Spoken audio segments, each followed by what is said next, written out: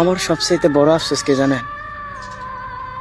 এতটা ভালোবাসার পরও কারো আপন হতে পারেনি।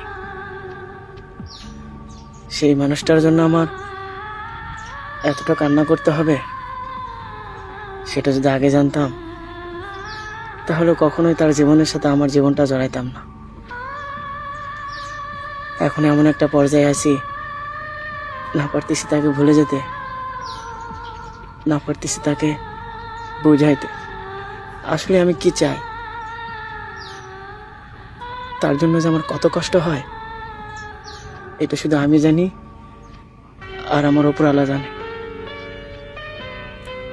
প্রিয়, একটা কথা বলি, হ্যাঁ, আমি তোমাকে মন থেকে অনেক ভালোবাসি। তুমি যে হঠাৎ করে এভাবে যোগাযোগ করা বন্ধ করে দেবে, তুমি হয়তো জানো না, হঠাৎ করে যোগাযোগ বন্ধ হয়ে যাওয়া মানে দম বন্ধ হয়ে যাওয়ার মতো। আচ্ছা, তোমাকে মনে পড়ে একটা দিন তোমার সাথে কথা না বলে আমি থাকিনি, আর সেই মানুষটা ঘন্টার পর ঘন্টা, দিনের পর দিন, মাসের পর মাস কথা না বলে আসি। তুমি তো অনেক ভালো আছো, তুমি তো অনেক ভালো আছো, আর এতটা ভালো আছো এই জন্যই তো আমার কথা মনে পড়ে না। আসলে সত্যি কথা কি জানো, মন থেকে ভালোবাসলে প্রিয় মানুষের কাছ থেকে অবহেলা ছাড়া কিছুই পাওয়া যায় না।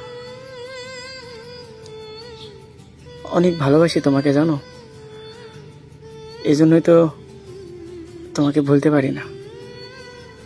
খুব ইচ্ছা ছিল বাকিটা জীবন তোমার সাথে চলবো, কিন্তু মাঝপথে এসে তুমি এভাবে একা করে দেবে এটা আমি কখনোই ভাবিনি।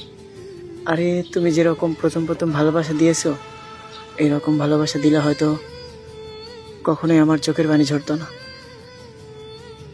আর এখন তোমার জন্য আমার কান্না করতে হয়, সারা রাত ঘুমাতে পারি না, ঠিক মতো খাইতে পারি না।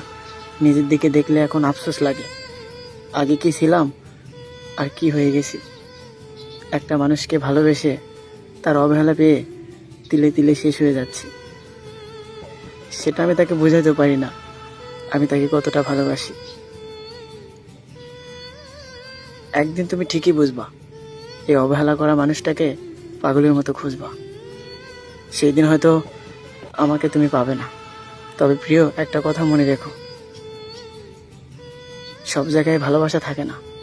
সঠিক মানুষ খুঁজতে গিয়ে ভুল মানুষের প্রেমে পড়ে জীবনটা শেষ করে দিও না। আমি তোমাকে অনেক ভালোবাসি, আর এতটা ভালোবাসি যেটা আমি নিজেকেও বাসি না।